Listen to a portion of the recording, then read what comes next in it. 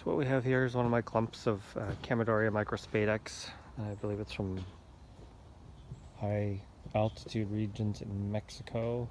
It does seem to be hardy down to zone 8, 8B I think at the most. It's supposed to be more in a protected location. This originally was under a large maple tree that covered this entire area.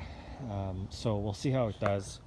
I got these in really poor shape, but I just couldn't pass up the price.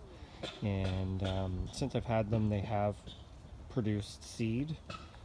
This one here, I know it's a female. It's sending out a flower stalk. I have a bunch around and I don't see any of the others doing it. It's kind of like a bamboo palm, and it sends out. Eventually it will cluster more and more. You can see some of the new growth there.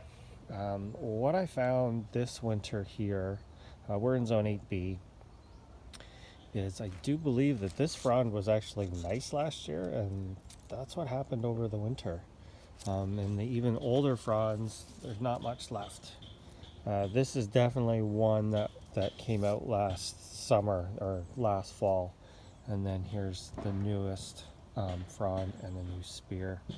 So I don't know if these things suffered a bit of transplant shock or whatever. It's really tough to say how they're going to do.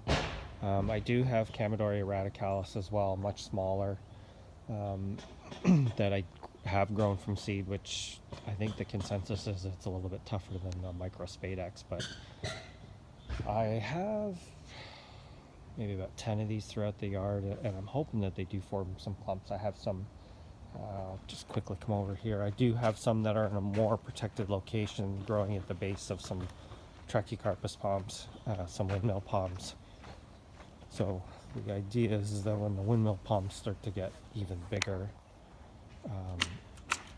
and they start to lose some of their lower branches, they will provide protection. There's a whack load of these microspadix in here. Some are actually quite far back in there, and these ones seem to do a little bit better over the winter. So I think the frost might cause some damage, but I'm hoping they get acclimated this year and do well.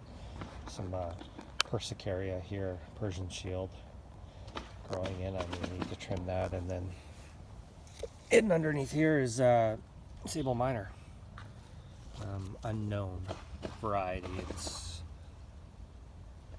about 2.5 feet tall, whereas these microspadix are easily 5 foot. Here's one that's a little bit easier to see.